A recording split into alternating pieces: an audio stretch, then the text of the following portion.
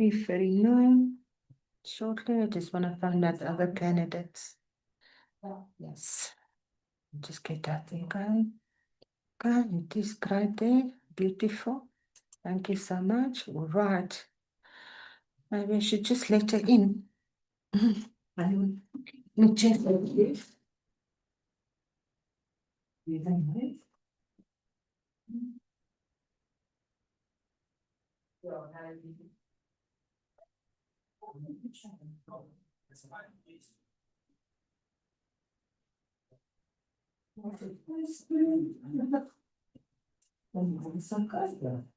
want me to take it here or I'm good. I'm going to yes? probably Is that side? use both of them. Both your both Yeah, your 'cause I'm- screens. 'cause I'm using my screen to project the fish the session guide and the other ones to discuss. Yes.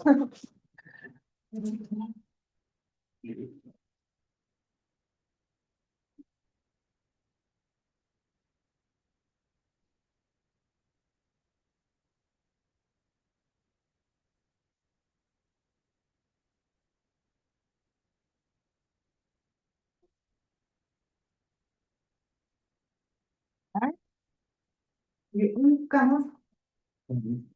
That's on. Alright. Right.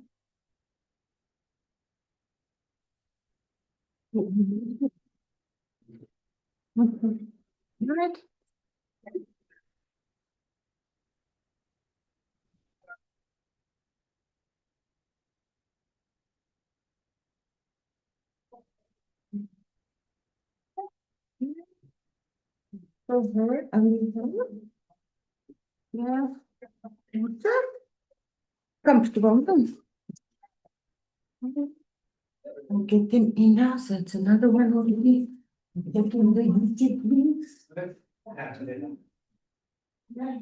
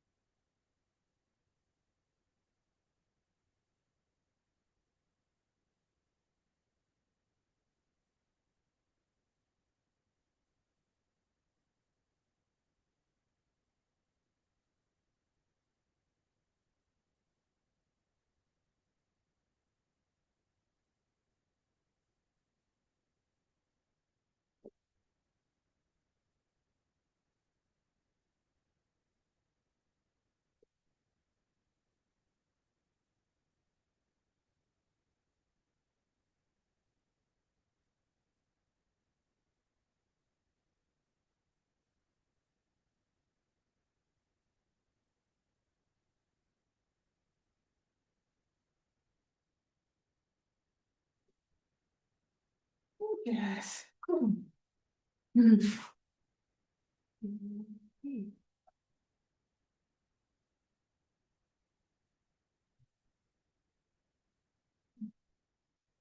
Yeah, can I? Right.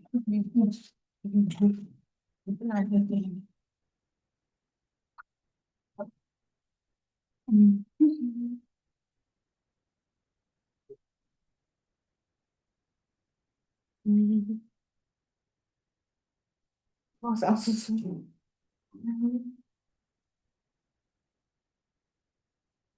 Yes.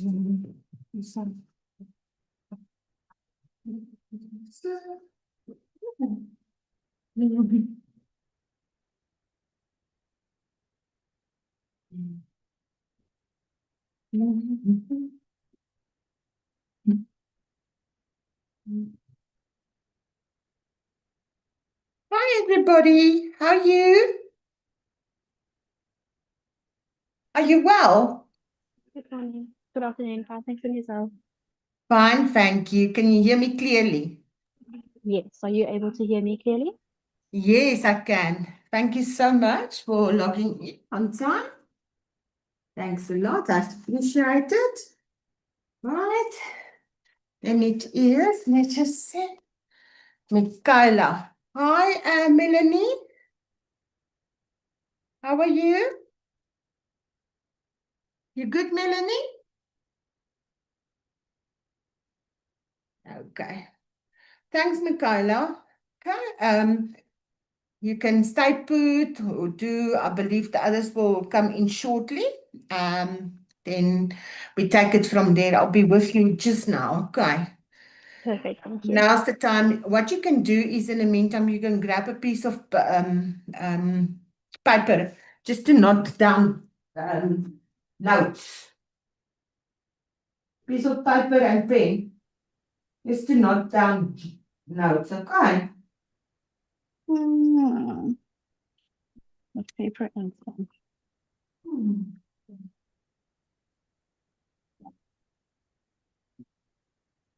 Hmm.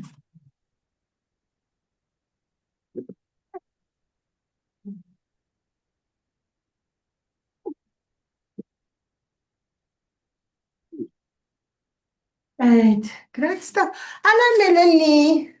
How are Hi. you? I'm I well, thanks. How are you? can't complain. My name's Adele, and I'm just Nice. helping Danny, the moderator, just to invite the people, accept him into the group. Mhm. Thank you so much for being on time. We're just waiting for the rest of the people. And then what you can do is you can grab now like a piece of paper and a pen to write, take Nice. down, and Got it. then don't Thank forget, you. you're going to be like busy for an hour and a half to 2 hours. Okay. Okay. Cool. Now I've got someone. Hi, who just came into the room? Hello, can I ask you to unmute? Hello, it's Amber. Hello, Amber. How are you? Good and you? Fine, thank you. Thank you so much. I'm going to Yes, rename you. you. Such Sure. a beautiful name. Thank you. Yes, great. Like I said to the rest of the people, Amber, can you switch on your video as well? Okay. Sure. Yeah, actually, if we're going to participate, I'm just inviting you into the group. Right, I'm just going to prompt you to ask. Okay, hang on a second. Amber, I'm prompting you to start your video. Sure. Right. Okay. Wow, hi. Hello. Nice to meet you. I'm Adele. With Danny is your you. moderator. And then so I've said to the rest of the people, please just have a little bit of a notepad or something that you can take down notes. And yes, he'll be with you shortly. Sure. Thank you so much for being on time. Do No appreciate. problem. All No right, I'll see problem. you guys just now. Thank you. We're just waiting for the rest of the people. I'm going to phone them. Thank No you. problem. I'm not going away. Okay.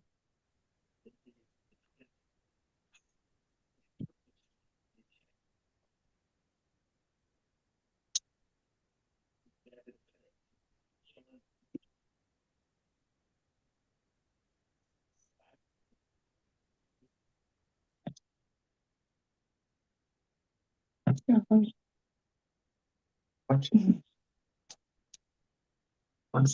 Yeah.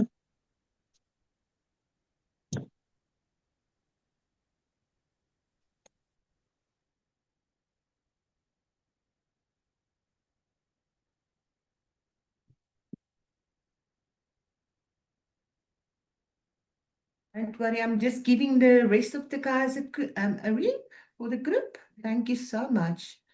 In the meantime, we'll start, say, like 2 minutes before.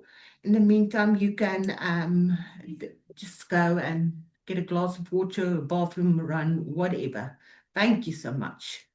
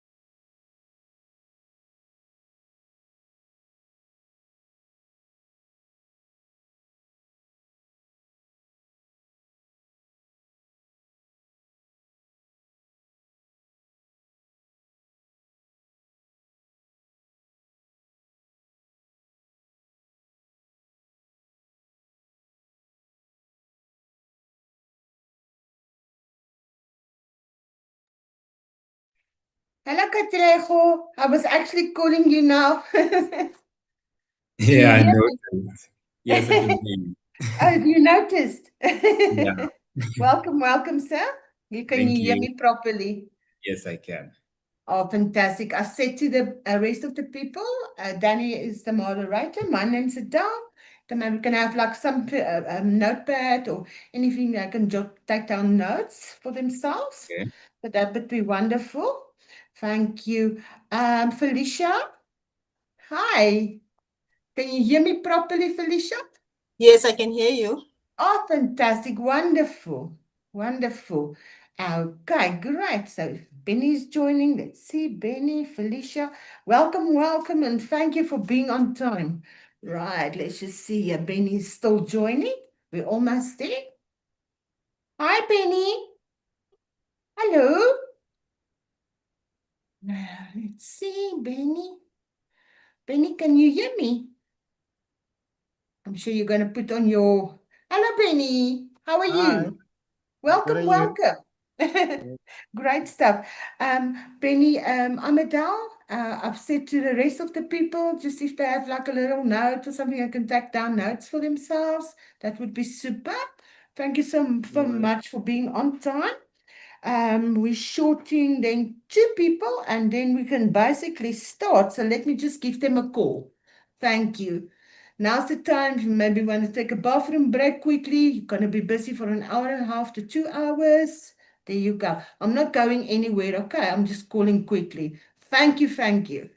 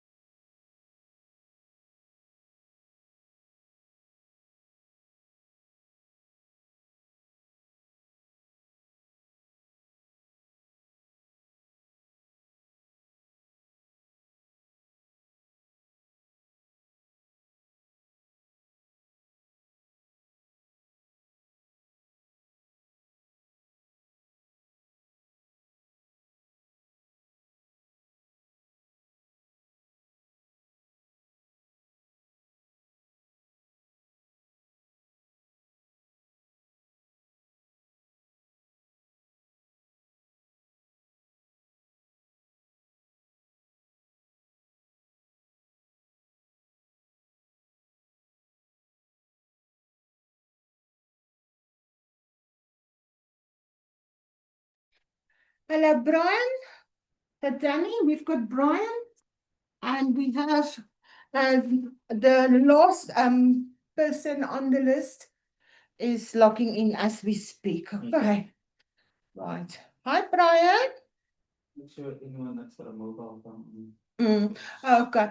And then just keep your another thing is just keep your devices steady that it's not going like this. Okay. Thank you so much. Brian, can you hear me? Brian, can I ask you to unmute? Thank you. I'm going to ask you to unmute.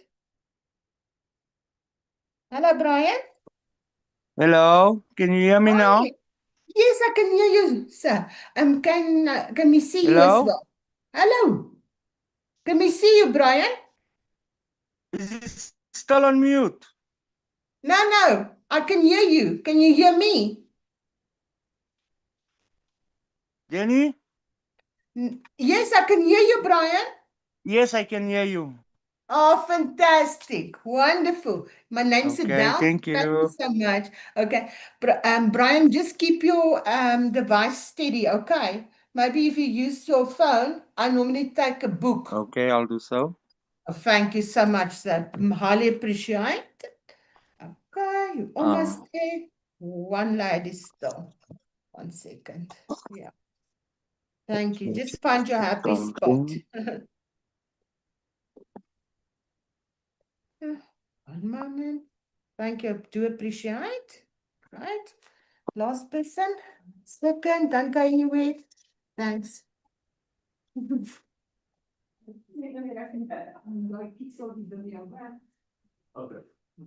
Hi, can you log in for us, please?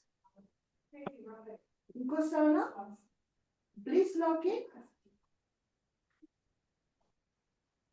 Okay, all right, but please, we're just waiting, we're waiting on you now. Okay, sure, thank you, bye. Let's say, I think this is Nkosana. Oh, right.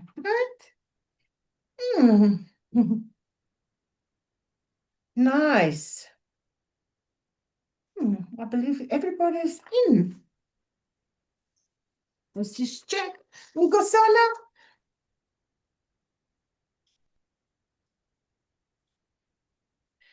Right, let's just see if you can hear me, see me. Unmute. Unmute. Hi, Nkosana. Hi, how are you? Oh, it's you. Did you try 2 devices? Can you hear me? Yes, what's your name? Nkosana Mngati. Okay. Did you come in perhaps with 2 devices? Yes, I'm fixing Okay, that now. I'm going to rename you on this one, and then the other one I'm going to remove. Okay. Okay. Otherwise, it will cause a conflict. Kosana, here you go. Yeah, sometimes this technical things. Aish, we've got to, right. I'm removing this one. Cool. Remove then. Right, great stuff. No, don't report you.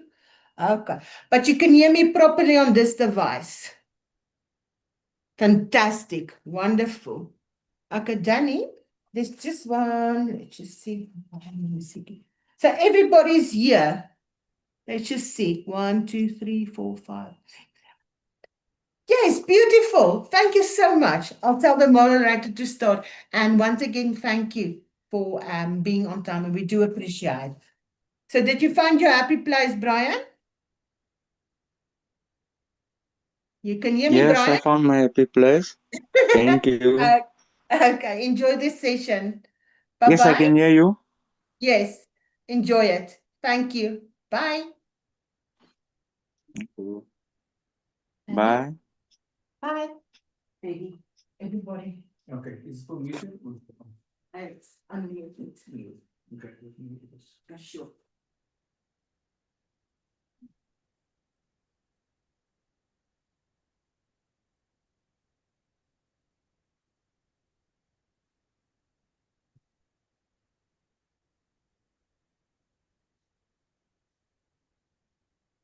Good afternoon, everybody. I hope that you can hear me and see me. I've got like 2 screens in front of me. So sometimes when my eyes go all skew, just know that it's me trying to figure out which screen am I looking at, left or right.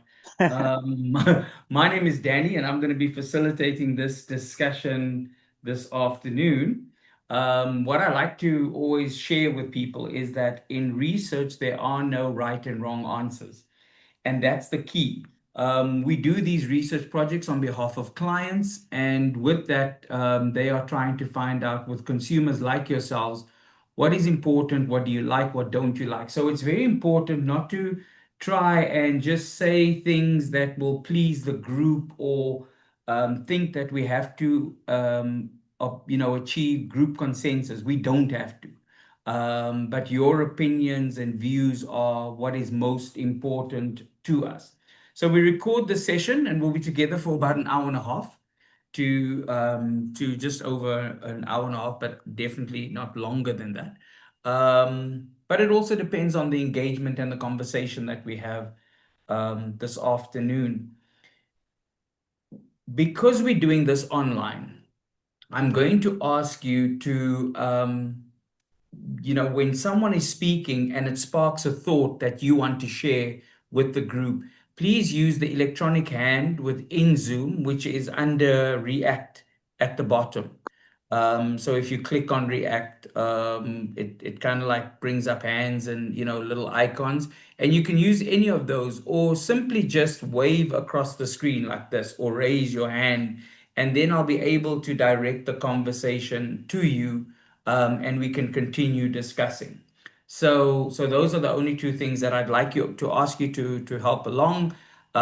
If you're in a noisy environment, please keep your phone then on mute, and then just remember to unmute when you do speak. So I think that's about it from my side. I think we can start the conversation. I want us to introduce ourselves. I like to call this the speed dating section, where one is able to share a few thoughts and information about yourselves. I'd like you to tell me your name, your age, what do you do for a living? And if you had to describe your life stage, are you married with children? Are you living alone? Are you in a, kind of like, just if we had to get to know you a little bit better, how would you describe your current life stage at this moment? So I always start with the person that's on my top left-hand screen, and Felicia, that is you. So I'm going to ask you to introduce yourself first, please. Thank you. Hi, my name is Felicia. I'm 40 years old and I'm a mother of one. I live in Savannah City. Okay. Thank you, Felicia. So Felicia, if I also asked you another question, what do you do for a living? I'm a tax compliance officer. Okay. Okay. Thank you, Benny. Hi, my name is Benny Mushaluka. I'm a system engineer. I stay alone and I'm in a relationship, no kids though. Okay. Thank you. Thank you, Benny. Michaela. Hi, everybody. I'm Michaela Terry Mayer. I'm newlywed. We've been married for 3 months now, and we don't live together yet because our house is still being built, but we're just waiting on that. Yeah. Okay. Thank you, Michaela, and congratulations on your wedding. Thank you. And then Amber. Hello, I'm Amber. I'm 21 and I work at the Bryanston Veterinary Hospital. I do admin and nurse work. Okay, thank you very much. And No, Amber, are you living alone, living with parents still? What's your situation like? I still live with my parents. Okay, Brian? My name is Brian McNabb. I'm working for Mulapo Technology, doing rope access level 1 technician. I'm divorced with 2 kids. Okay, thank you, And Brian. And well, Kosana? Hi everyone. My name is Kosana Mngadi. I'm from Soweto. I'm a fashion designer, 22 years of age, and I work for PLC Academy. Okay, is it Katlego? Yes. Hi, my name is Katleoho. I'm 29 years old. I stay in Joburg. I'm in a relationship and I live with my partner. And I have a transportation business, shuttle services. Okay, Melanie? Hi everyone, my name is Melanie. I'm 32 years old.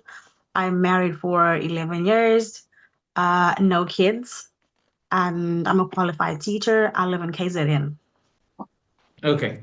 Okay, guys, that was the first and the last time that we went through such an orderly fashion to kind of like get everybody to speak. From this moment on, I hope it's a free-flowing conversation. Remember to be cognizant of the environment that you are in from a noise in background noise perspective. And then also just remember to help me along that if you want to say something, you'll just raise your hand and we can continue and I can redirect the conversation to you. So we are going to speak about telecommunications. Our client is within the telecommunications space and they're trying to understand, they're trying to launch a new product, but they're hoping to get consumer feedback as to do people like it, what they think of it. And to start us off, just to understand context, we want to speak about internet at home, right? Having access to the internet, using the internet and things like that. But to start us off, I want to ask the question, why do we think that internet has become so important for us in our general life? If it's not important for you, then say it's not important. But generally, the view is that home internet has become very important for people. And I want to understand, why do you agree or disagree with that statement? So if I say, Nkosana, if you start us off, what are, and then I'm going to go to Michaela after that. And Nkosana, what is your thoughts? Why has home internet become so important? I think it really has a lot to do with interaction. All right. And not only that, but basically being knowledge and having mobility. So we all know that day-to-day conversations, we often talk about the current status quo, what's happening in the world. So with the internet, now you can actually access news faster without having a newspaper or being at home and watching TV. So in terms of receiving information on what's happening and communication. Okay, so receiving info and communication. Michaela, for you? Yes, mine's pretty much the same. So for me personally, I have family overseas, so I can contact them a lot quicker that way. I don't have to pay exorbitant fees for data. With the internet, it's a lot cheaper to do it like that rather than to have my own personal data. And then also just it's a lot quicker to access information in comparison to going to a library. Okay, when compared to the traditional ways. Felicia, for you?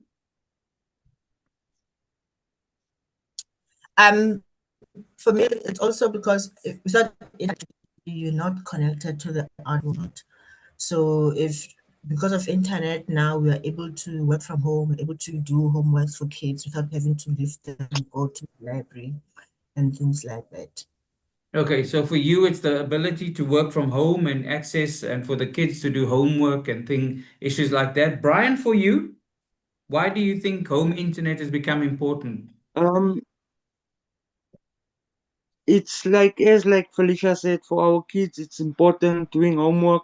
Even for us, it gives us like most the thing like news, like Nkosana said, news, whatever is going on in the world. Even finding a job for us using internet makes it very simple. You can download your CV on your phone and then you just send the emails while you're sitting at home. It's no longer like going to the internet cafe like at first, where we Okay. used to have to run to the internet cafe, sending emails and printing out all these papers. They made every internet is making us make things more simple and easier for us. Okay, Melanie?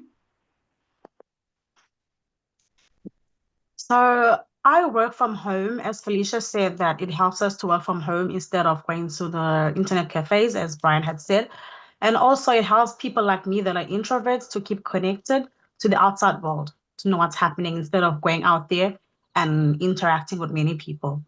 Because we don't like to interact with many people, so we stay indoors and just watch what people are up to on social media.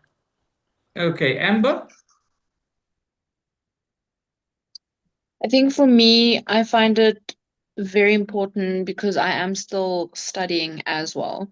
So I have access to like all of my study material online, and when I can't go into the varsity to attend classes, I can attend it online, instead of missing out on those classes. Okay. Benny, for you? Well, for me, I get to connect with people outside the country because I've got family out the country. Also for like in terms of like watching TV, mostly what's this Netflix also needs data. So yeah, it's all that. Okay. So it's the whole streaming element of that. And Katlego, for you, Yeah. why is it important? For me, I would say the convenience part. We don't need to leave our houses like before. So that saves a lot in our pockets. You know, if you want to order food or anything or groceries, you don't have to drive out and stand in long queues. Everything just comes to your doorstep. It's made a lot easier. Okay, so everything feels more accessible with that. Okay, so I wanted to ask you just to see what we tend to understand with the different technologies that are available to people. So home internet access can be divided into different categories. So there's different ways that people connect to the internet. And one gets LTE, one gets 5G, one gets the other one is fiber. There's different ways that people can connect to the internet. And I want to just find out what these different technologies kind of like mean to you. What do you associate with them? What are the positives and negatives? So if I had to say fiber, what do you believe are the positives and negatives of fiber technology, based on what you know? Who will start us off with what do you think Um, are the positives? Michaela? Mine's very basic. So I know that fiber I've heard is very fast, but on the opposite end as well, when the cables are damaged in the ocean, then it messes with the fiber lines and then you have slow internet and all of that. Okay. So there's a positive and a negative. You got for positives, you got very fast. The negatives could be they directly affected by cables in the ocean, which makes slow internet. Nkosana?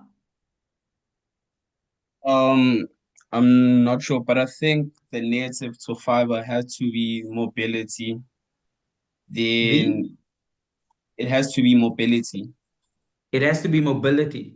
Yes, Is that an advantage or disadvantage? What it disadvantage. it's advantage. And what do you mean Disadvantage. disadvantage? Okay, Yes. disadvantage. So it lacks mobility. Yes. And why is that? Why is that for you?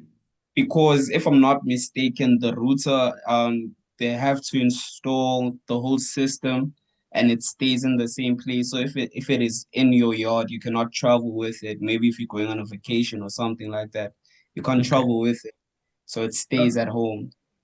Okay, so it's got a fixed That's location type thing. Okay. Are there any advantages that you are aware of for fiber, Nkosana?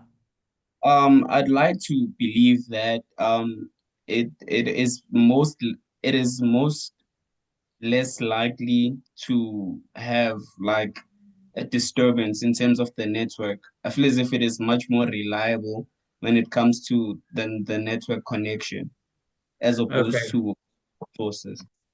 So you've got reliable network connection that you associate with it. Okay. Felicia, and then I'll come to Benny afterwards. Felicia, for you? Okay, I've landed also with fiber when like the internet is off at most, not internet, the electricity is off, like maybe load shedding or there's a power outage, and then you still have your internet. It's not the same as I have to now plug in my router onto my other power bank or my UPS and stuff like that. So you'll still get your internet connection without having the need to have a uh, backup power. Okay. Okay. So that you see as an advantage that it's not affected, according to what you understand it to be, it's not affected by electricity outages, and those kind of things. So if that's an advantage, what is some of the disadvantages that you might think is associated with ADSL? Um, I I think the disadvantages maybe could be that it might be because it works with cables, so people are more likely to steal the cables. Okay. So cable theft. Yeah. Amber, for Benny, for you? Well, with me, I had experience with fiber in my previous apartment. It was a bit slow for me. I didn't Okay. really like it. Yeah, So that's a negative, slow speeds. yes, slow speeds. Okay. Any advantage that you experience now in having had it, that you would say with fiber? I haven't used fiber in a while. I use the routers, the telecom Okay. routers. Okay. Yeah. Does any Melanie, Amber, do you guys have any thoughts on what could be potential positives and negatives to fiber? I think Michaela's already covered that it's fast. It's an advantage. And Felicia said that cable theft. So that Okay. should already cover what I was gonna say. Okay. Amber, for you, anything different or anything to add to that list? I think I would have used or said it's a negative that it's power dependent. So if there's no electricity, um, then it's not going to work unless you've got like an inverter, or Mhm. that's what I would have said. And then it's also it could be a bit more expensive, more on the expensive side, so not everyone can get it. Okay, so there's a perception of price linked to it, that it could be perceived as to be more expensive. Brian, do Mm. you have any specifics that you think that you could add to the list? Fiber is very slow. That's what Okay. that's what I know about a fiber. And like, okay, in our area at the moment we don't have fiber optic Okay. here. Mhm. So, but where I know where my sister stays, she's using fiber optic, but she's been complaining for the whole of last month or the previous months since her fiber was installed. The Mhm. router has been installed regarding fiber. So the for me,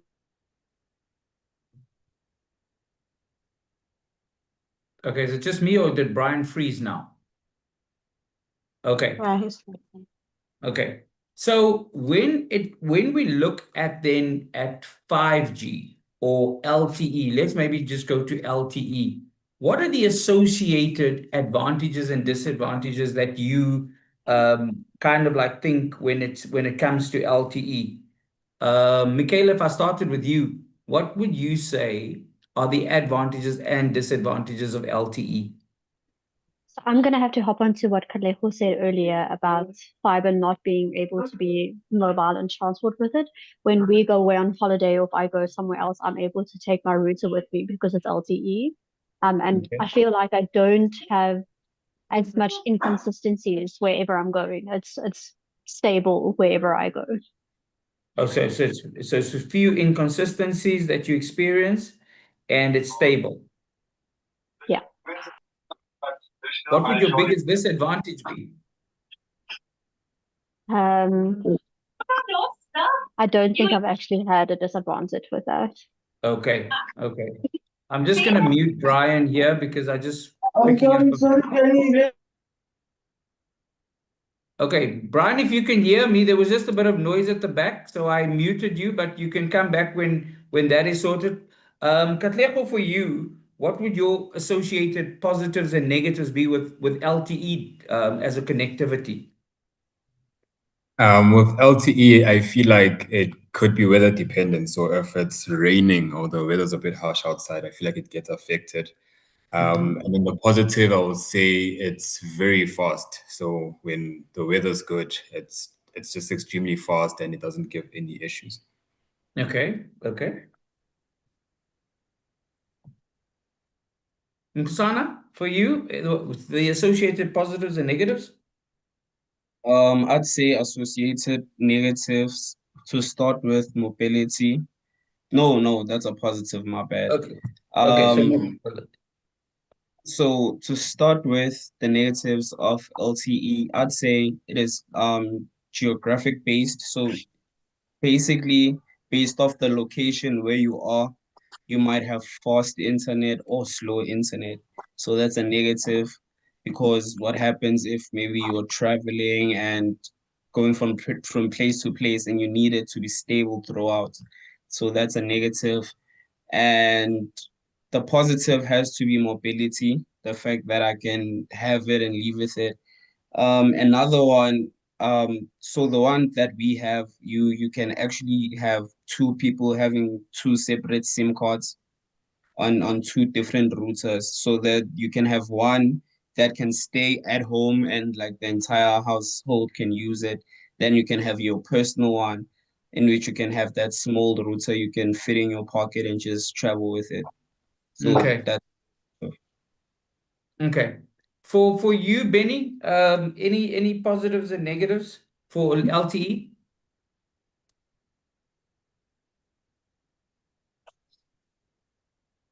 So my advantage is it's the speed. Um, it's good. It's got good speed and also good coverage. In certain areas. And then the disadvantage, I'm not really sure, but I can say sometimes it performs. It doesn't really perform well than how it is. Okay, so sometimes it's not performing well. So is that Mm. from a speed point of view or from a connectivity point of view? I think both in a way. Okay. And then what I wanted to just ask is, let me ask Amber. Amber, do you have any positives or negatives to add on to that? The positives that I thought of was also the fact that it can be portable, like you can use it while you're traveling. But then it's also it could be sorry, I can't remember who said it, like someone said weather dependent. So if we're having weather problems, it can affect the signal. And also a lot of the times with LTE, they've got data limits. So sometimes it can be capped, so it's not, unlimited data. Okay, so it's got data limits, so it's capped, the most of the packages and things like that. Okay. Is there anything that anyone has thought of that hasn't been mentioned that you'd like to put on the list?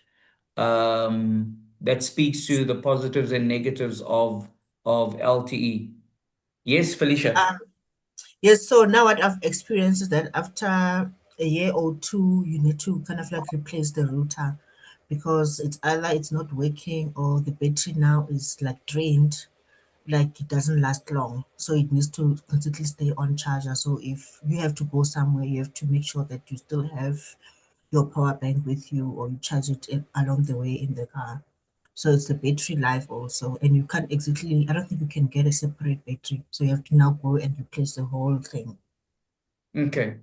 And if we think about now, what was the main reason? Like, first of all, I'd like to understand what are you using in your house to connect to the internet? Who is your service provider that you are currently using for your home internet service? Benny, you say you're using LTE, Yes, I am. and who's your service provider? I use Telkom. Telkom. Yes. Okay. Michaela? I also use Telkom LTE. Okay. Amber? I also use Telkom. Okay. And Kusana? I use Celsi. Chelsea. Okay. But you've got LTE, you say? Yes, I have LTE, Okay, so that's but I'm gonna Chelsea. switch. Okay, that's an interesting thing, but I'll speak to you about that. Katlego, who are you using? I'm also using Telkom LTE. Okay. Brian? I'm on Vodacom Vodacom. LTE. Okay. Felicia? I'm using MTN LTE. MTN LTE. And Melanie? I'm using Telkom LTE. Telkom LTE. Okay. So if we think about our selection for choosing the package that we are on and choosing the service provider, or let's first think about why did we choose the particular service provider? So Benny, you are with Telkom. What was the reason that drove your choice in choosing Telkom for your LTE service? And what would be interesting for me is to understand, did you look at a number of service providers and then decide on Telkom? But what were the factors that made you choose Telkom? So the reason why I choose Telkom is because my actual phone number is Telkom. I've been on Telkom for over, I think, 10 years now. Okay. And another thing as well, I used to use Rain before, but Rain network is way bad, very bad. Okay. And then I moved to MTN, which was okay, but the bundles were expensive. So I went with Telkom because it's cheaper. Okay. Yes. Yes. Michaela, for you? We were the same. We compared Vodacom, MTN, and Telkom worked out to be the cheapest between the three of them. So Telkom was mainly as a determinant based on price. Yes, that's correct. Okay. Okay. Amber, for you?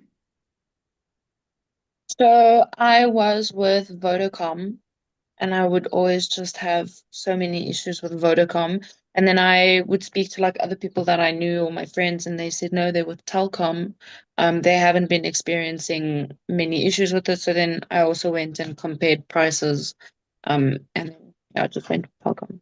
Okay, so there was positive word of mouth from other people that endorsed Telkom for you, and then you chose Telkom. And Kasana, for you, what kind of like you with Cell C, what did you compare others? And when you chose Cell C, what was the main reason why you chose Cell C? So on my end, it wasn't fully my decision, but the reason I opted for Cell C, it's because of brand loyalty. I've been using Cell C for years. So I recommended that we should use Cell C, right?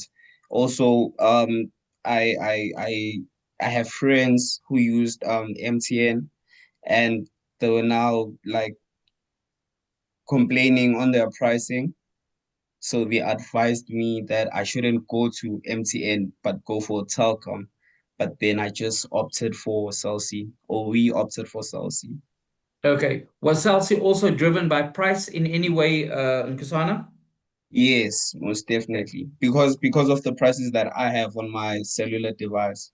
Okay, okay. Yeah. Katlego, for you? The price thing for me, I used to use Vodacom, and the people around me, well, through talking to them, people would talk about how affordable data is on their Telkom SIM cards. Then I moved to Telkom, and it's been good ever since. Okay, okay. Melanie, for you?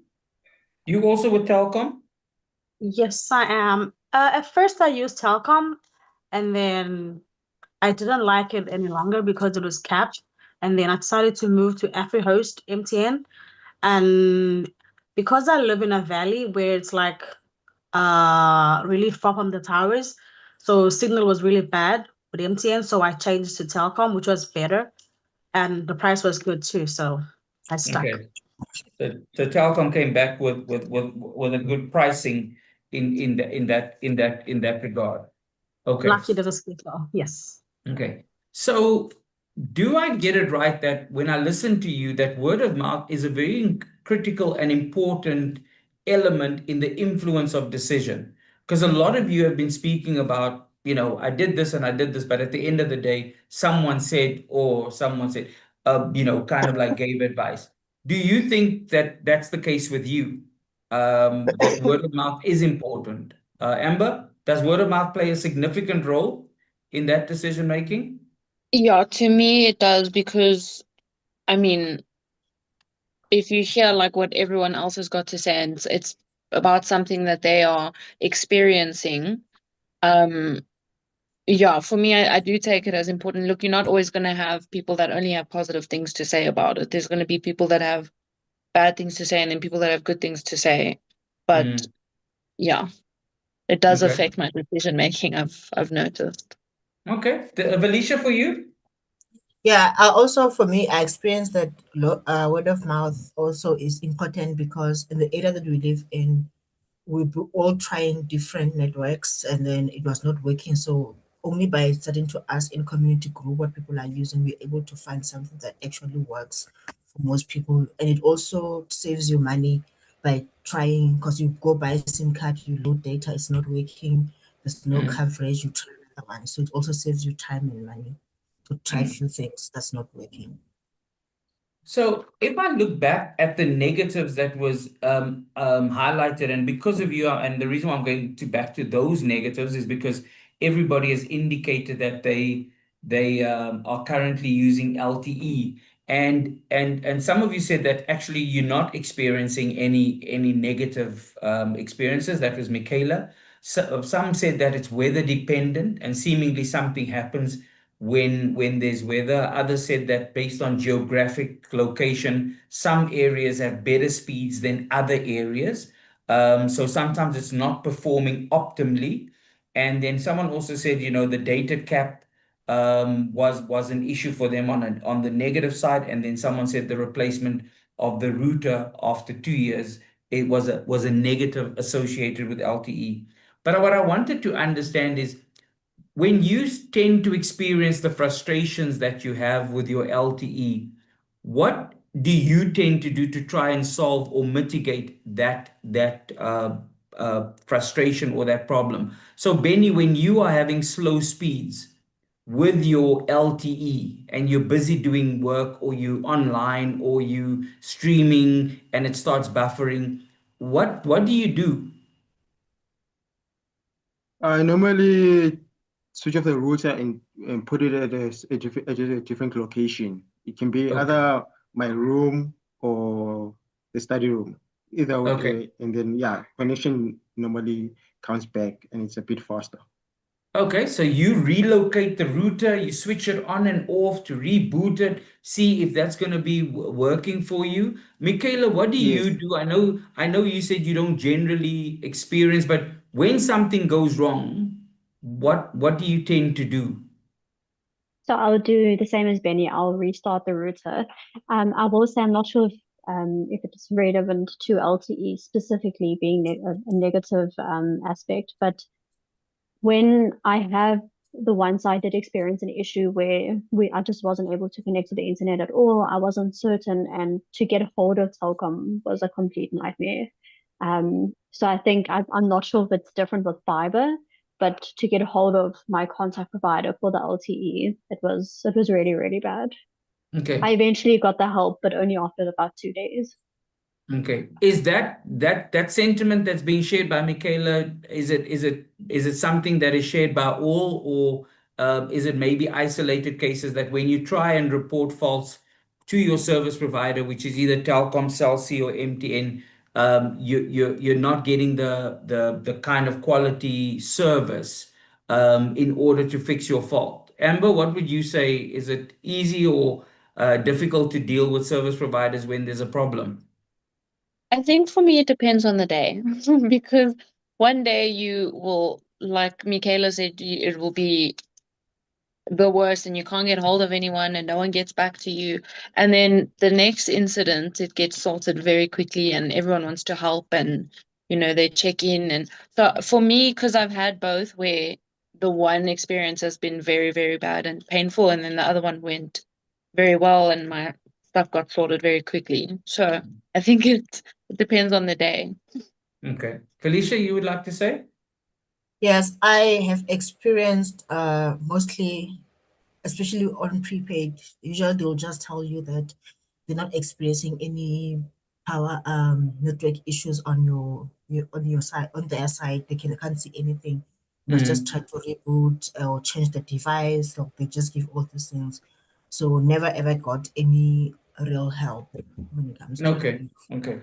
So just also to understand, Brian, you said there's no internet in your area, right? But I want to There's ask, no there's fiber there's in no our. fiber. Sorry, there's no fiber in your area. What I wanted to ask is, if fiber was available in your area, Brian, would you choose fiber over your LTE? Would you move? Would you switch? Due to the current experiences that I've heard from the people, I wouldn't choose it on my side Okay. because Okay. as I has been with them, like I've been with the person that is using the fiber with the router. When it comes to the part where the lights goes off, there's no network, the router is Mm, off, there's no Wi-Fi. When it goes on, you have to wait another 5 hours again mm. for network. So for me, I wouldn't choose it. Okay, so just to understand, and it's an interesting thing, but does LTE stay on when there's power failure? Because you're saying Um, fiber goes off, but I just want to yes, it know goes that off. is Melanie, it does LTE stay on when there's an electricity outage or a power failure? Like, see, for me, like I have a pocket router that Okay, I that I'm using a pocket router, right? And it gets that when the power outage, then the network will be poor. The signal okay, won't be that strong, but it works, but okay. just It's still on. Okay. it's all So on. But Melanie, for you, Melanie. On my side, it depends on on what the speed of the internet is like in the area, because I live in an area where that's like underdeveloped. So it'll be hard for me to actually choose it because I don't think that the speed will be that fast. And besides, I'm very loyal to Telkom now since I've chosen it. Uh, and with the LTE, when the power's out, the signal is very bad, or it's just no bars at all. So Okay. Okay. yeah. Okay. Would that be correct for you, Michaela, as well? That when the signal does go out, your LTE also stops, or is it just a bad signal? It's just a bad signal, but it still does work. It still does work. Okay. Okay. So I wanted to also explore that null notion about fiber being available. Benny, if fiber was in your area now, or the question is fiber in your area where you stay now? There is Benny? fiber in my area. There is fiber in my area, but I haven't installed it. Okay. But are you considering installing it, or wouldn't you? Would you stay with your LTE, and why would you stay with the LTE? I would stay with my LTE because with my LTE, okay, if it's off, I can always use the pocket router that I have. I've got like a pocket router on the side. Okay. Okay. Yeah. Yeah. Yes. Amber, for you, if fiber is fiber in your area? There is fiber in my area. I was considering switching just because for me, in terms of like my studies and stuff, the LTE with the online classes, the signal is a little bit bad. So it's not Okay. that great. It does tend to buffer a lot, especially if it's like a full class of people. Um, so yeah, I was considering switching over Okay. to fiber. Okay. And Kasana, for you? As I did say on my end, yes, there is fiber where I live. Not at home, but then in the location there are people who use fiber, and I am considering on changing. Reason being, I play online games, Okay. and sometimes the connectivity does lag a bit. So my friends advised me that I should use fiber. So yeah, I'm going to switch, in fact. Not Okay. considering, I'm going to Okay. switch. Katlego, for you? I do have fiber in my area. I think I would switch because I have an issue of bad network, especially when it's raining. Okay. And we are approaching rainy season again, so I feel like I might experience that again. So yeah, that might be my reason for switching to fiber. Okay. Okay. So let's still stay with the conversation of you guys and your LTE. If we specifically think about the package that we chose, right? What was important for you in making the decision to choose the selected package or the one that you went with? What influenced or drove your decision to choose the specific package that you did in the end?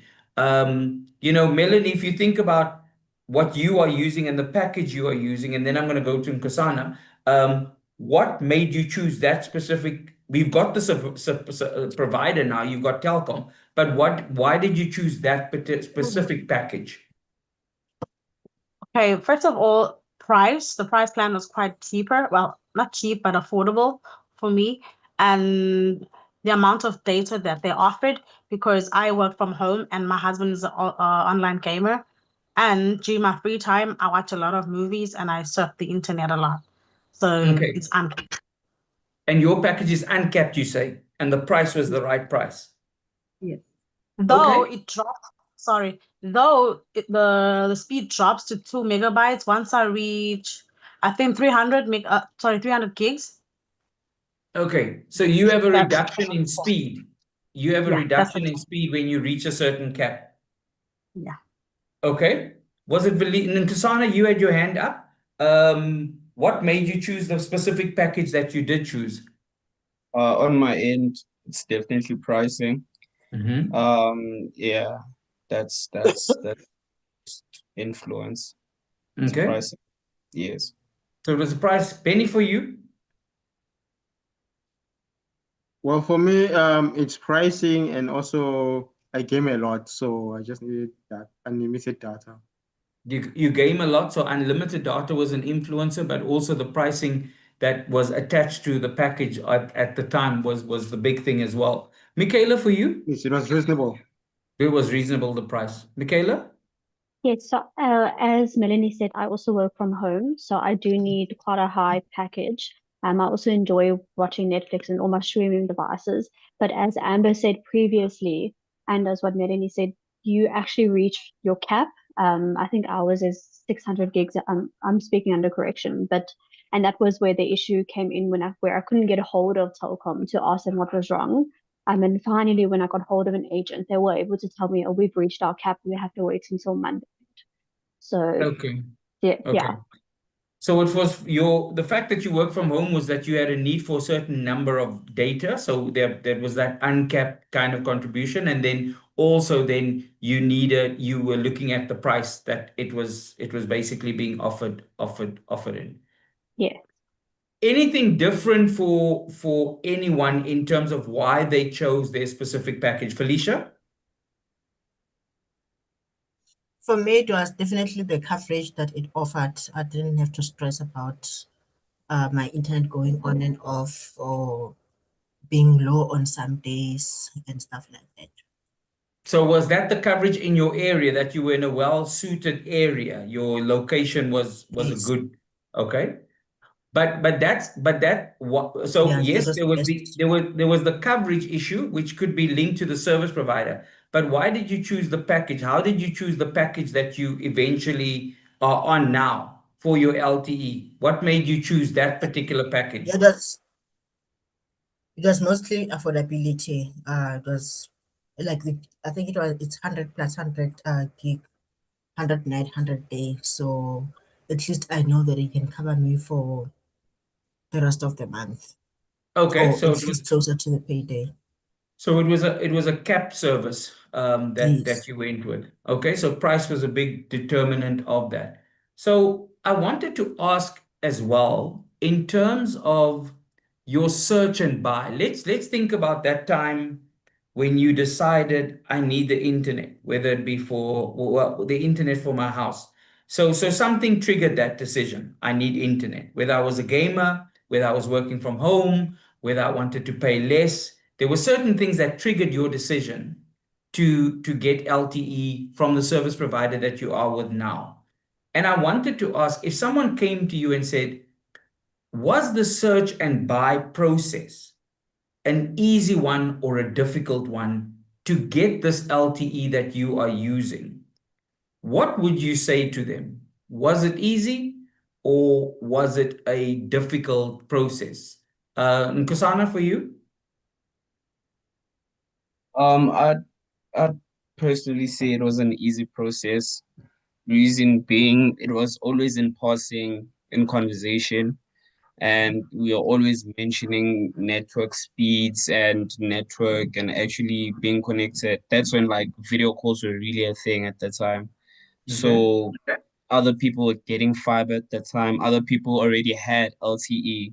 So yeah, it was really, really easy because a lot of people are now connected and into the same line of interest as me. Okay, okay. So basically that word of mouth again, your peers kind of like made that process easy. And when you applied, Cassandra, did you apply for your product online? Did you go into the store? How did you order or get your product? I went in store. Okay, so you physically went to go speak to someone to do the application and things like that. Melanie, for Yeah. you, if someone asked you, and is it an easy process or a difficult one? It wasn't an easy one because I'm a loyal customer of whatever that I buy or get. But the MTN tower broke down in our area and they weren't just interested in fixing it. So it was really hard to actually find the correct data plan that will actually work in my area. Okay.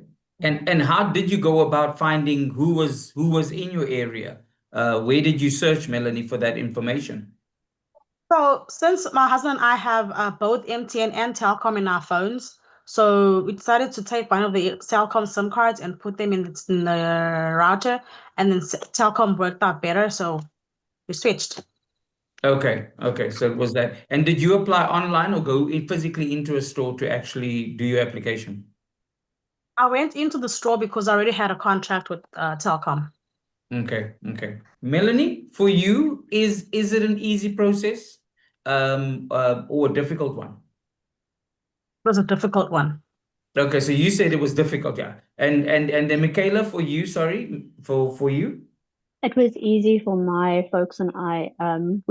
I did some research, and then when I saw the cost of who was the cheapest, I then went into store and they helped me. That was a seamless transition to go Okay, into it with okay. Telkom. Katlego, for you? For me, it was an easy decision because I am from Vodacom, which had very bad coverage in my area, and it was very expensive as well. So I looked at the next best, and I feel like for me, on a price point, nothing came close to Telkom. Okay. So they were definitely, from an affordability and a price point of view, the most attractive. Yes, yes. Okay. Amber, then for you, For me, I'd say it was also an easy process because I mean, like someone said, word of mouth, you hear about it and then you go and you do your research online. It's quick and you find all the information there. And then yeah, I also went into store because I was already going out and I was like, you know what, while I'm out, I might as well just go and do it. okay. Yeah. So Brian, if I had to ask you this, some people have said that, with relative, if you think about the terminology that is being used in the telecommunications industry policies, sometimes people say there are all these buzzwords and things that they don't understand. So I just wanted to ask, generally speaking, if you think about the terminology for home internet packages, do you find those terminologies, megabits per second, download speed, shaped, unshaped, all these names that are, or words that are, kind of used, are they easy to understand when you think about it within the telecommunications industry? Like you say, it could be, some of them could be easy, some of them could be very difficult, Danny. Okay, It okay, depends. okay. Amber, for you, these terminologies that are branded around, are they quite easy or to understand what is meant? I feel like some of them, if you've got Mhm. a general idea on, you know, what everything is about, then there is. But for me, there's like specific words where I'll look at it and be like, have to quickly go do a little Google search to try and get a better understanding on what it means. Oh, Okay, okay.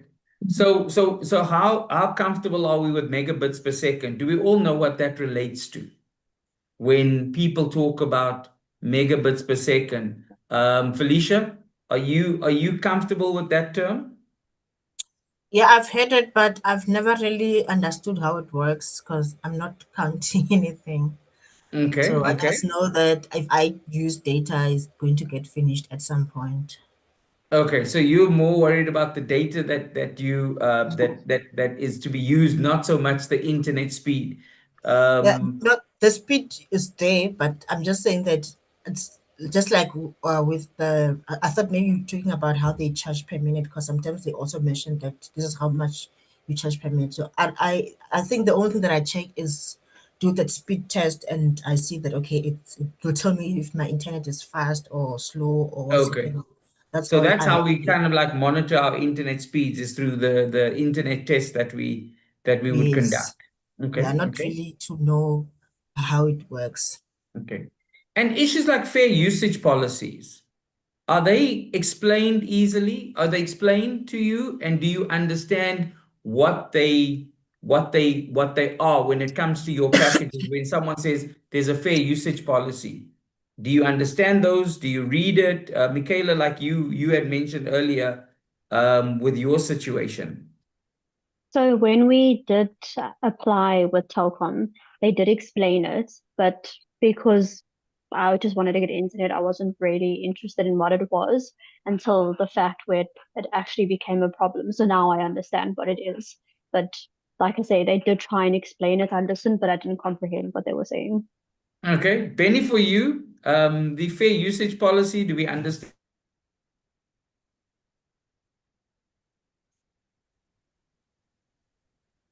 Is it one?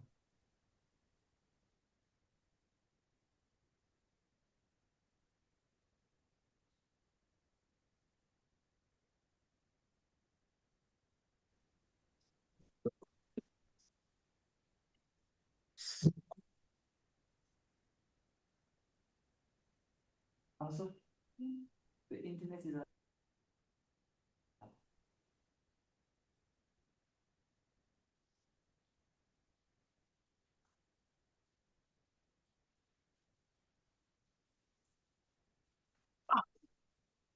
You go, Danny. One moment, please. Danny will be with you shortly. Hey guys, sorry about that. We got thrown off. All of a sudden there was this interruption. Okay, so Benny, I was asking you about these fair usage policies and stuff. Do you understand it? Do we get to understand it, what they mean with it? So when I got my telecom router, I was not really interested about the fair usage policy. I just wanted my network. Okay, so very similar to what Michaela had indicated as well. Yeah. And Nkosana, for you, when they reference things like fair usage policy, is it something that's easily understood? Not at all. I'd be lying, and I do not like lying. So no, and I wasn't informed on that, or did it ever come across when they were giving me details. So no, they might have told me, but I don't remember. So no.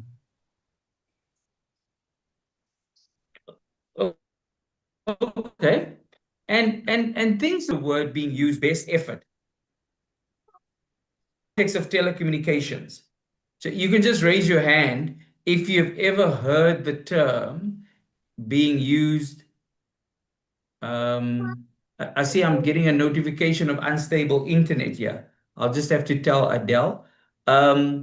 So the term best effort, is any of you aware of that term being used?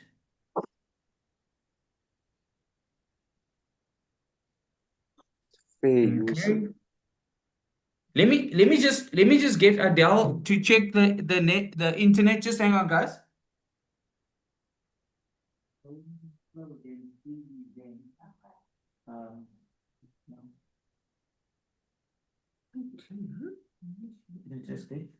Yes. Just see quickly. Can you guys see us? Yes, we can.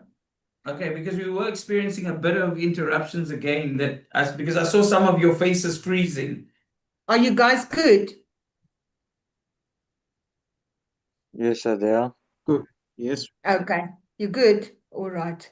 Okay, let's try it again. Okay, let's try it again, Danny. I'm just going to check there also. This is search for also. Okay. So thanks, guys. So okay, so the word best effort doesn't seem to have been kind of like a lot of you haven't actually seen that concept, right? But when an internet provider says our network speed is best effort, what do we think they are trying to say to us as customers? Amber? I think I briefly remember the conversation where it kind of means like you're not really guaranteed to get what they tell you your package entails, because again it can depend on like network, if there's network issues in the area, or like power outages or any weather disturbances.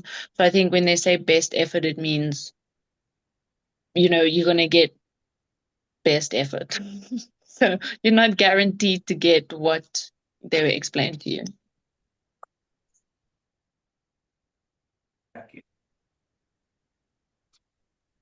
Sorry, Amber. It keeps on, You and know, it's apologies for the team. It keeps on throwing me out and then it brings me back in. So I know that I was speaking to Amber when it cut off. Felicia, Nkasana, Benny. I don't see their faces anymore, and I keep getting this notification. My internet connectivity is unstable. So we're just trying to sort it out by just checking. So you guys can see me and hear me? Yes, we can. Okay, let's try it again. And again, my apologies for the interruption. So Amber, if you could repeat what you were saying, I'd appreciate it. So I was basically saying my understanding of it when they say it's best effort, it basically means you're not guaranteed to get what your package said you were going to get, because it depends on, like we were saying, like weather problems or if there's outages in the area. So yeah. Okay. Melanie, have you ever heard the word best effort being used from a service provider? No, I haven't. Okay, okay. But Amber's pretty explained it. Michaela, you've never heard the word best effort being used? I haven't, but thanks to Amber, I have an idea now. Okay. So Amber's kind of like described it accurately is when a service provider says best effort, it says that we do this connectivity, but it's always our best effort to ensure that you've got a stable, reliable network connection. So now I want to move to the something that a service provider wants to introduce in the telecommunications market for LTE and 5G users, right? I'm going to read a description to you, then I'm also going to show you something that I want to share with you, and just to start getting your thoughts. So the concept is called priority data, right? That's the concept that we are going to discuss, and how priority data works is as follows. Customers will have the opportunity to, kind of like temporary move to the front of the queue when they need the best possible broadband experience or network connection experience. So as we are sitting here, we are all customers that have an LTE service, right? Now that LTE service gives you a certain speed, upload and download.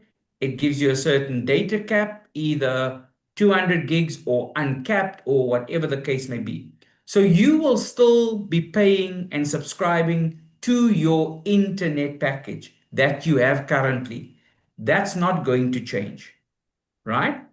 But what will change is this new bundle or service that will be on offer, where a service provider is saying that priority data is an optional add-on to your existing service. And it is designed for those times when internet connection is of utmost importance. So you are busy doing something that is critically important to you, and you want to make sure that you are not going to have any interruptions, connectivity. So you are able to buy this data voucher for a guaranteed, or not a guaranteed, but for the ability to be moved to the front of the line.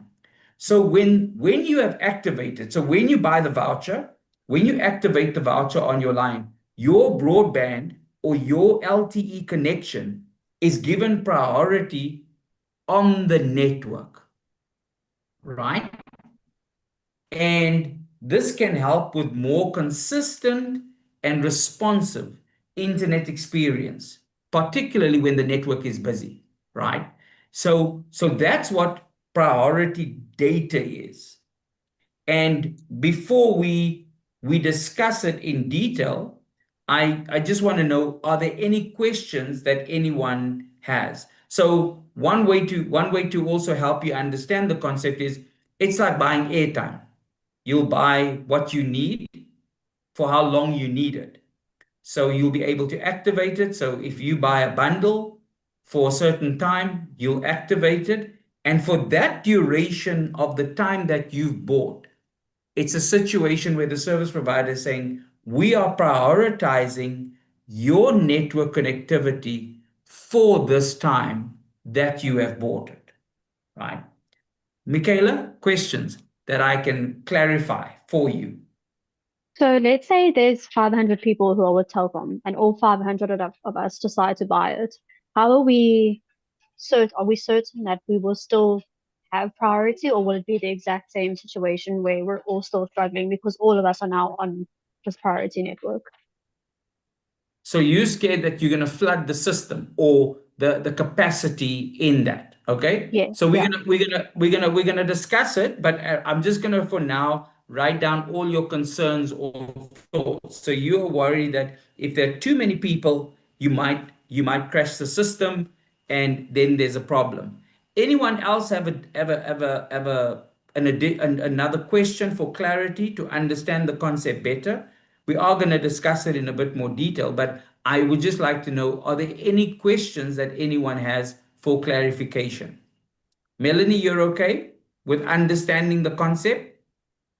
I Okay. think I'm okay for now. Amber, you're fine? I think my concern was the same as Michaela's.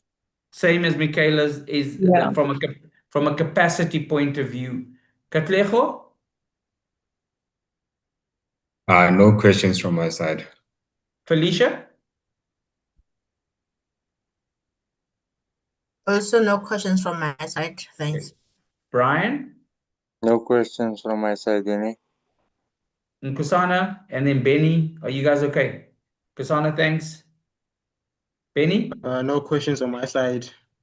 Okay. So if no one's got questions, my question to you, because I've got questions, would be, what is your initial thoughts around this idea of the introduction of the priority pass, right? So let's say, and I've taken note of the question. What do you believe, Michaela, if we all put our positive hats on now, what could a positive be for this? We'll come to the negatives and the other concerns, but if we for a moment just remain positive, what do you think could be the positive of an introduction of a concept like this? I think as what you stated, what the purpose of it is for, the positives would be if there's an outage or if the weather's really bad and the coverage isn't great, then at least we know we'll have better coverage because of that. Okay, so the anticipation is that even during bad weather conditions or things like that, you would have a better experience in that. So that remains a positive. Melanie, any positive for you with a concept like this? I think I have trust issues. So I wouldn't trust that it'll actually work during bad weather until I actually try it out. Okay, so you're the kind of wait and see kind of person that says I will have trust issues. I will have to wait for someone to tell me it works or try it out and then see if it works. Okay, Precisely. Amber, any positives for you on this concept? I think also what Michaela said, and yeah, I don't know if it's just better connection for people, then people won't be struggling as much with signal issues in terms of like work, studies, and I think the service providers will get less and less complaints. Okay, so am I understanding you correctly, Amber? That you saying yes, it's a good concept, but overall, should a service provider not be just upping their total connectivity? Because Yeah. if you up your total connectivity, then no one will need the service. No one will need this that we're trying to find out, and you'll have less complaints if everybody's getting a good experience. Yeah. Okay, Felicia, for you, your thoughts and what is positive in this idea? I think it's the fact that the service provider recognize that they need to prioritize their clients, so they always trying to do something new in order to improve the user's experience. So Okay. that the clients will, or the customers will always have something to be grateful for, to look for, knowing that they are being prioritized so that they don't experience any issues. Okay. So that may be the good thing, that customers will feel that they're being prioritized and they have the opportunity to have a better experience with the internet. Benny, for you? Same as Felicia. They prioritize their customers first. Okay. And Kusana, for you, what is your thoughts on this concept? Um, I also agree with Felicia. I think that's the pro currently, the fact that you are being prioritized as a customer. And after maybe you tell us how it is actually going to work in detail, I might catch a few other advantages. Okay. Brian, for you, your initial thoughts on this? On this, like, remember at first we used to buy this BlackBerry bundle for the whole month. So if this bundle, if it's like the BlackBerry bundle, I would really definitely go for it, because if it's unlimited, you can download, do whatever you want to. Then I'll really definitely go like for it. Because remember at first we used to buy this BlackBerry bundles for the whole month, and it Okay. was uncapped, unlimited. You could download anything that you want to. So Okay, for me, but remember, Brian, let me just kind of clarify something. yes, Danny. This isn't a bundle of buying more data.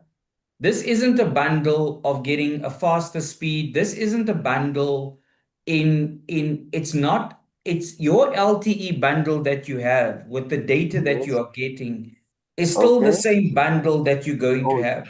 So if you're it's still paying the same. Vodacom, you're going to pay Vodacom. If you're paying Telkom, you're going to pay Telkom. If you're paying Cell C, you're going to pay Cell C. But what this service provider is saying, that customers will now have the option to be able to buy a voucher that will give them time-based priority on the network. So, Okay.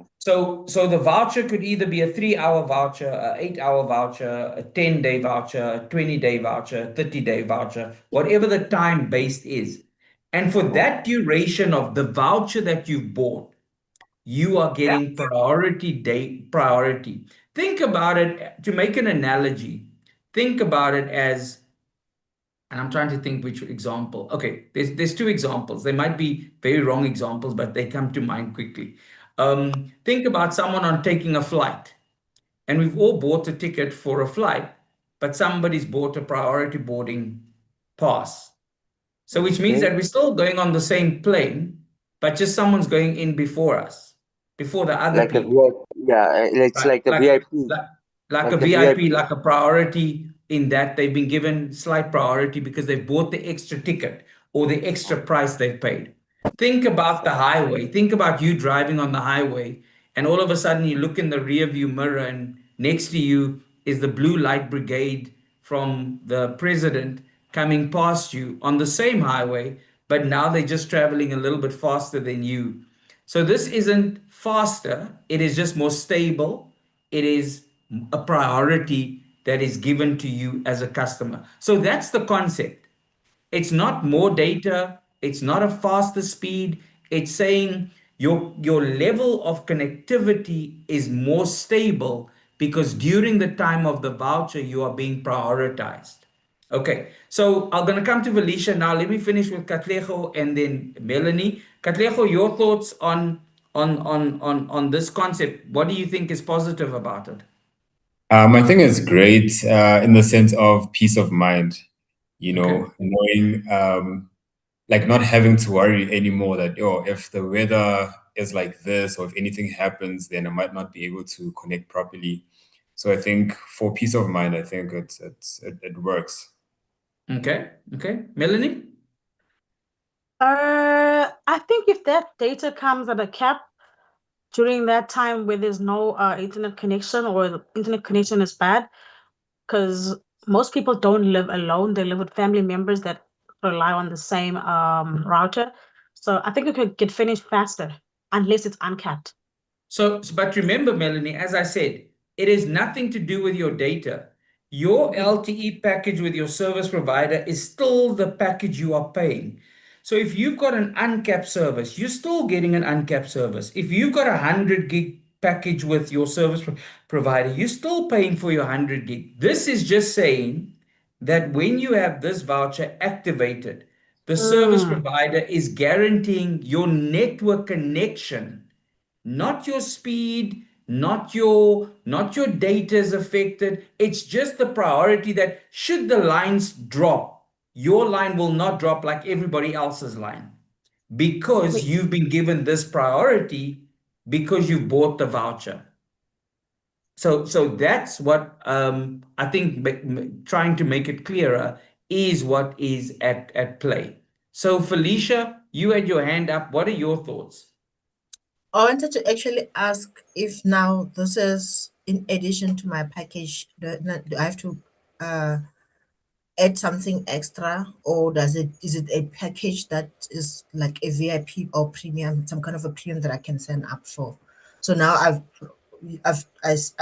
you've already addressed the issue to say that no, I still have to pay for it separately. It's Yes. not part of the package. Yeah. And now that you know that part, Felicia, how does that make you feel? I don't agree with it. I just feel like the service provider should be providing the service from the onset. It should, like, if I'm starting my own internet company or to provide people, I should provide that service without people having to now outsource the speed and other things to make their experience better. So if I'm offering people in a certain area data, internet connection, or fiber or whatever, I should be able to provide the service or just leave it as it Okay. is. People who can provide the service provide the service. Michaela, your thoughts now that we've kind of like addressed the fact that and try to explain it a bit. Does it still make sense now? And what are your thoughts about that? I'm a bit skeptical, purely because I would worry that every now and then maybe they purposefully slow the internet down, or there's like an interruption, and that forces me to then buy that package, to the point where it will become a recurrence instead of like a one-time thing. I do believe I agree with what Felicia said, that we should all be treated the same. You should ensure that your network is stable for all of your customers. Okay. Amber, you nodding your head? Yeah, because that is kind of what I was wanting to say. Like, I shouldn't have to now and go add something on top of the package that I already have. I think it's just an extra unnecessary step. If our service providers did give, good service and good signal and good speed, then we wouldn't have to go and, like Felicia said, outsource something else. Okay. So Okay. it's another extra expense on top of it. Okay. Yeah. Oh. Okay. So let me do this. And I'm gonna share something with you. I'll still be able to see you guys, so don't go anywhere. I'm just gonna share my screen. Just let me know if you can see the PowerPoint presentation. I'm gonna put it in slide mode now. And then I'm gonna swap the display so that you see. Do you see the PowerPoint presentation in full? yes. Okay, so just to go through this. So what the service provider is saying is that, as we've explained the concept, that it's an optional to what you're already paying, right? And it's for LTE and 5G customers. And it's basically to try and address a situation where priority connectivity is can I just ask Brian that's moving around? Brian, can you just Sorry, settle man. because Sorry, Danny. Just had to sort something yeah, out. we just need you to be still, Brian. Sorry, Danny. if possible. Okay, so what we're saying is that with this package, people will be given the option to choose either 3-hour pass, an 8-hour pass, a 1-week pass, or a 30-day pass, whereby this priority is given to them for the duration of the pass that they've activated, right?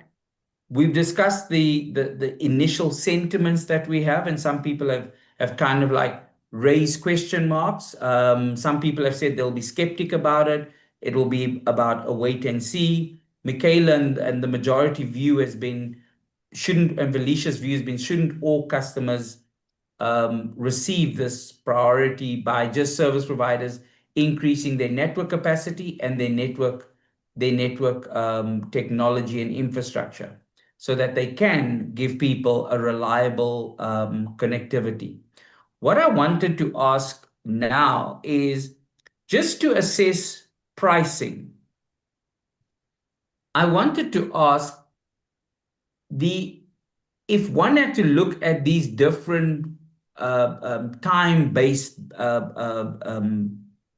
vouchers that is being offered, do we have a price range that we say we would, if we had to do this, and if a service provider was offering it and I was feeling, okay, and remember, these are the kind of things that says, maybe you've got an online exam and you want to prioritize internet connectivity because you want to be able,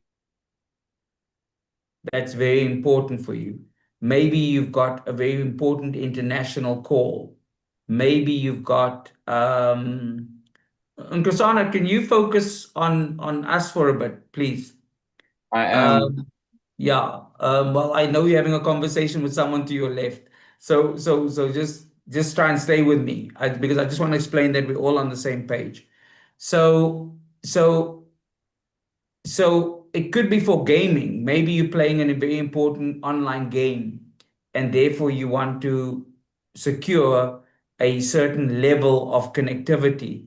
Maybe it could be you're streaming videos or streaming content, and therefore wants to ensure that you have a reliable. Maybe you're working from home and there's some important download and upload files. Maybe it's about software updates, and those kind of things.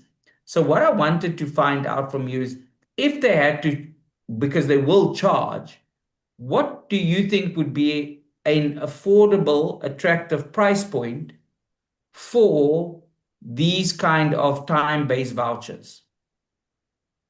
Michaela, if I had asked you, if this was in the market and one was considering doing it for a particular activity that is deemed important, what would you be prepared to pay for such a service? I think I would probably go for the 1 week pass, just because of previously mentioned, I had to wait a week before our new data kicked in. So I think for 1 week pass, I'd go like for maybe between 100 and 150 Rand at max.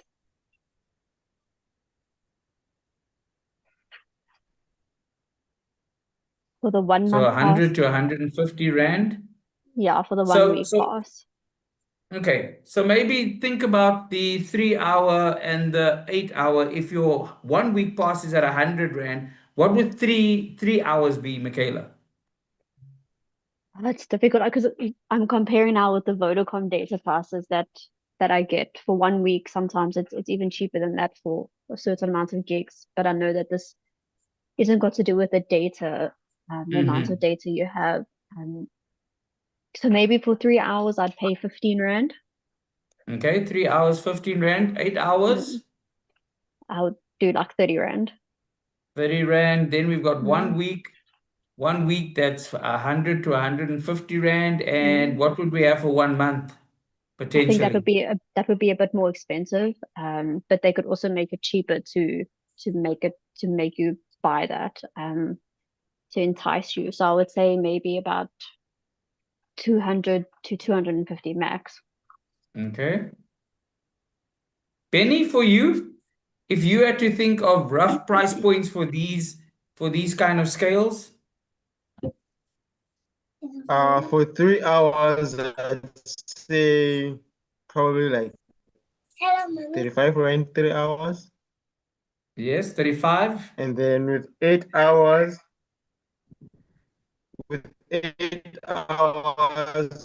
I can say so. Oh, 8 hours would be? like 100 rand to estimate. Okay. And 1 then week. one week, that's a tricky one though.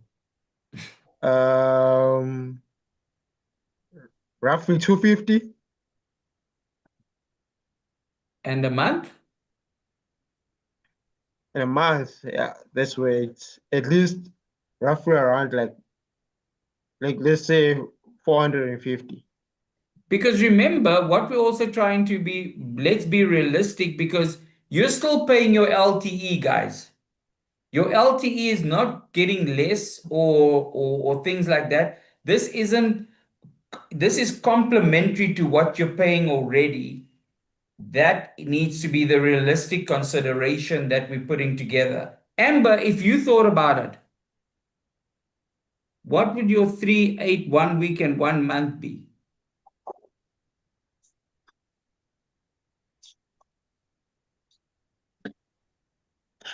Okay, I think I'm gonna go backwards. I think Yes. for a month, this is what I would be Yes. okay to pay, considering everything. I think for a month, I'd probably do 750. It's a whole Okay. month. And then a week, I would probably do about 550. And then 8 hours, 350. And then 3 hours, 150.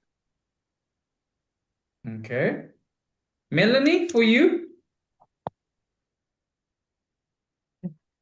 Considering that it's an add-on, it's not like the whole data plan on its own. I was thinking that 3 hours could be 10 to 15. And then 8 hours could be 3 like hours could be 20. 8 hours could be like 40 rand to 50 rand. And then a week, no. Sorry. 8 hours could be like 30 something rand to 40 rand. And then 1 week could be like 50 rand, around 50 rand. And then a month, I'll be willing to add 150 rand onto my existing LTE plan. Okay. Okay. Nkosana, for you? For me, I'll go backwards. So for a month, we're gonna do 150. For a week, Yes. we're going to do 70 rand. Yes. For 8 hours, let's do 30, then 3 hours, like Melanie said, 15 to 20. 15 to 20. Okay. Brian? For me, like I'll say for the 3 hour pass, I'll give it the 3 rand. And Yeah. then the 8 hour pass, I'll give it the 6 rand. And then for the 1 week pass, 12 rand. And then the 1 month, I'll give it the 29 rand.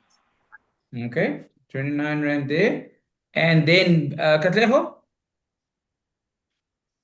Okay, so the 3 hour pass, I would say maybe 12 to 15 rand. Okay. And then the 8 hour pass, I would say 20 rand. 1 week pass, I would say maybe 60 rand. And then Yes. the 1 month, I would say 150. 150. Yeah. Okay. Okay. So I've asked everybody for their price range, right? Okay, Felicia, sorry, I missed you. So Felicia, yes. Yeah. Okay. I think for 3 hours, 15 rand, 8 hours, maybe 30 rand, 1 week, maybe 50 rand, and then 1 month pass anything between 100 and 150. 100 and 150. Yeah. Okay. Okay, because we all remember now that this is over and above what you're already paying to your LTE provider.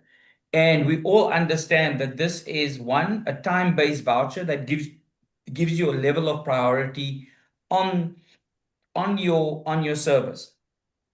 I now would like to show you what the proposed pricing is and get your reaction to it. Mm. Okay. So based on the proposed pricing that is now shown to you, where the 3-hour pass is 19 Rand, the 8-hour pass is 39 Rand, the 1 week pass is 59 Rand, and the 1 month pass is 159 Rand as the proposed pricing for this. Now, I know that the likes of Michaela, Amber, and I think it was Benny as well, that had much higher pricing than the proposed pricing. Amber, Michaela, Benny, what are your thoughts on these proposed pricings that have been given? Michaela? It's very well priced, but I personally still wouldn't pay for it just because I feel like it's like a money-making scheme. They just want to add something on that should already be given to their customers. But it is well priced compared to what I had in mind. Okay. Amber, for you? Okay, I clearly don't know anything about pricing because that is a lot better than what I thought. So I would probably go for it. Okay. Okay. So there's enough. Maybe the question is there enough, and maybe even Michaela, is there enough in the pricing that would at least say to you, you would be potentially willing to try it if it was offered by a service provider?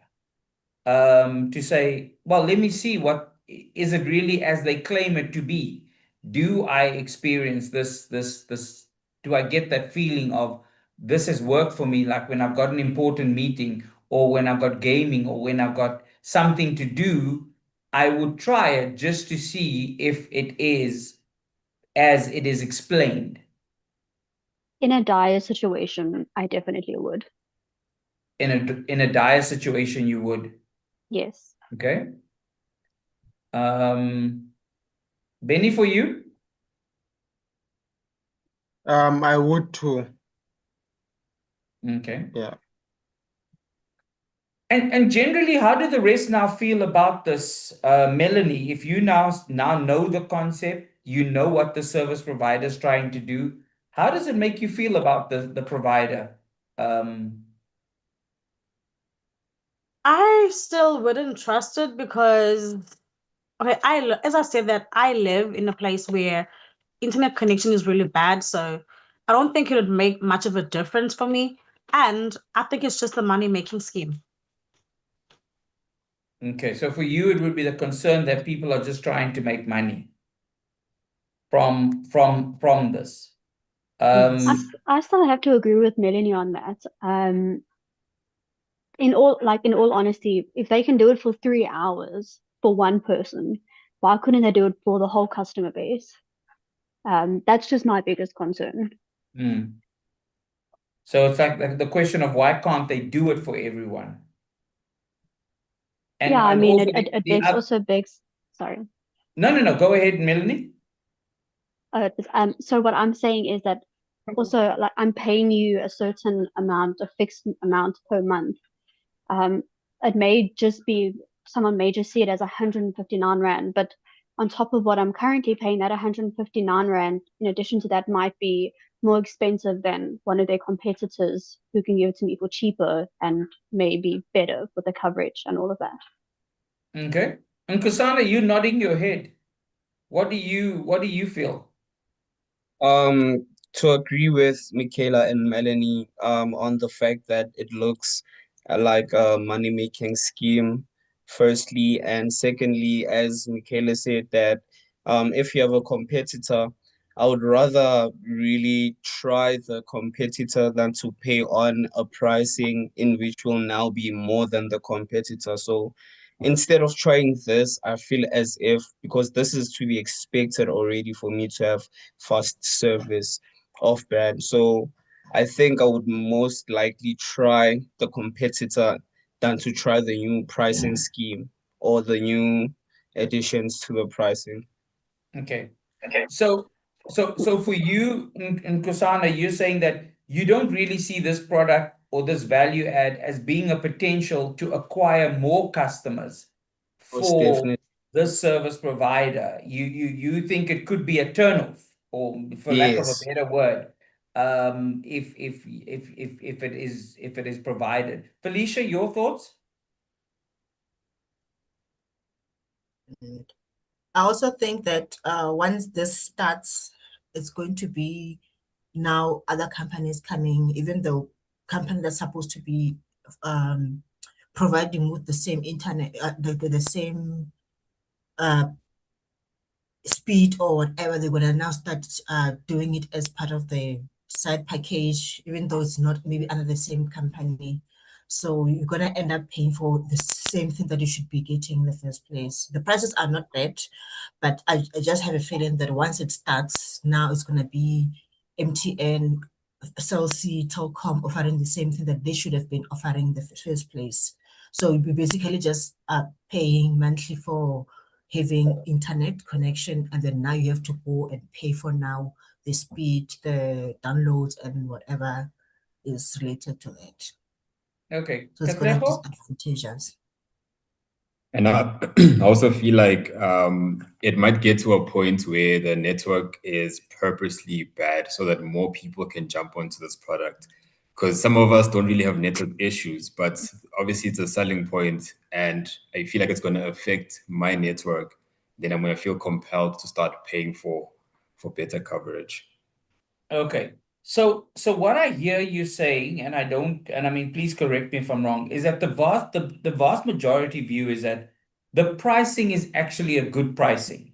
It either meets what we thought we would pay, or it's significantly lower than what we thought we would pay. So on pricing, it kind of like looks attractive. But on the side of the credibility, on the side of the skepticism, on the side of trusting, there seems to be a challenge there that you are expressing. It's like it's a good concept, but it makes me worry. It makes me worry why I'm not getting it already. It makes me worry how many people would be on it. Nkosana, I see your hand. Let me go to you. Nkosana, you've got mute. Your mute button. Oh, my bad. As I was saying, this comes across as my problem um, not being fixed naturally, but being fixed with another problem. Because now I'm not actually putting an end to this problem, but now I'm paying a subscription that's gonna help me with this problem. So it creates questions rather than solutions. So you end Okay. up questioning the whole process, questioning the fact that you still actually need this LTE or this 5G at all, or should you switch? So it brings more questions than solutions. Okay. So again, as to the point that I raised, is that no one is really feeling overwhelmingly positive about the concept as a total offering from a service provider.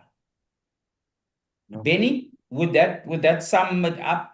And would you be agreeing with that sum up of yes, the pricing might look attractive and look cheap, but overall the idea is not so favorably looked at. Yes, I'll agree to that. The pricing is good, but okay, for if it was me, I wouldn't like go to that extent. Let me say it that way. Okay. But Yes. but what I also pick up you saying, and I mean, I'm inferring this, is that a lot of you are also saying that even though we've all got all this skepticism that we have, if it necessitated, and I was in a situation where I needed to maybe look at securing or prioritizing my internet connectivity for an activity that I must do, I might consider it. I might at least try it. With all the skepticism, the negativity, the associations that we have, there might be the possibility of trying it, even if it's the 3 hour one for something specific that I need to do. Melanie, would that be correct? The 3 hour one I would try, but the thing is, what if it works so well that I get addicted to it? And then I want to keep going on and on and on. And then what's the point of paying for the first data plan if I'm going to keep having to add on? Well, you would have to keep the other data plan because this is not anything related to giving you data or speed. Yeah. You would still need that data plan. You can't cancel that data plan because this only works because you've got a data plan. Yeah, which makes sense. So it's maybe that kind of thing. Amber, for you, your thoughts on this? I would definitely give it a try, like Michaela said, if it was like a dire situation and I'm really having signal problems and there is something really important that I need to do, I would definitely give it a try. You can't knock something till you try it, and the pricing is quite affordable, I think. So yeah, I Okay. think I would definitely give it a try if I needed it. Okay. So with that said, do you think this will positively, in terms of sentiment now, do you think it will be a positive for a brand and technically This is daylight, Robert. that introduced this? Okay. Can you guys hear me again? I Yes, was going Benny. through that dip. You see, I would have needed this voucher now. You see where this voucher could have come in now, Michaela and Melanie and Amber and the team. I could have used the 3 hour voucher to prioritize my stability of my internet connectivity. Michaela, So just with that, because I wholeheartedly agree with what you're saying, but because you now get the priority, what if it steals from me? And I am now in your situation. And what if I don't have 19 Rand for a 3 hour pass? okay. So you're saying the possibility of the negative impact that it has on the people that don't have the pass or are on the same network, you're worried about that as well. Yeah, it's like a domino effect. If there's too many who have priority, the non-prioritized customers won't have good connection. Okay, so that would be the concern that we would have. Okay, so we basically discussed the concept and I mean we would be able to kind of like communicate to the service provider what your thoughts are. I think maybe from a final commentary, do you think a service provider should launch this? Amber. I think it might definitely be worth a try. Because I mean, you're gonna get people that say, no, I'm not gonna use that, but then you are gonna get people that are like, that could be useful because I've got this and this and this, these problems. So I think it's a 50-50. Okay. Okay. Penny, for you, do you think a service provider should launch this? They should. It might work for other people, yes. But for me, no. But Okay. yeah, it's also like a 50-50 in a way. Okay. Yes. Nkosana? I'd advise no. Um, I'd recommend preferably rather have a service like this in which it is more helpful to like the router, rather introduce pricing to the routers on how maybe that could help, but then not to the service directly because that just looks like me paying for much more money for something I should already be having. Okay. Brian, for you, your last thoughts? I think with this package, it's for me it's a daylight robbery. But if they can, what they can do is, Danny, reduce the prices, put this package with our packages that we buy, and just add a little bit to it. That would be more reasonable. Okay. Okay. Katlego, your thoughts? I think from a profit point of view, I think it's a very good business model. But ethically, I don't think this is solving anyone's problem. There's better ways to solve this problem. Okay. Okay. Melanie? I think Katlego just covered my point. Okay. Okay. Felicia?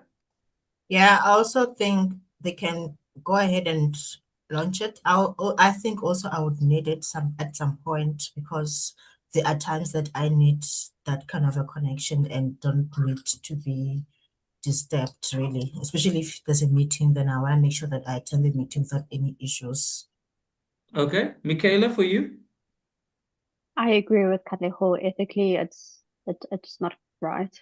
They should rather prioritize making sure that everyone's connection is stable instead of prioritizing certain clients.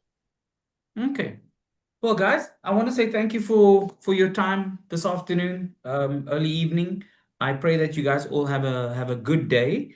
On behalf of MarkData, we want to say thank you, and then also to just let you know that the token of appreciation will be deposited into the details that you provided the person that invited you to the session. But I want to thank you and wish you all a good evening. Okay. Thank you. Thank Thank you. Thank you, Bye guys. you. bye. Okay. Bye.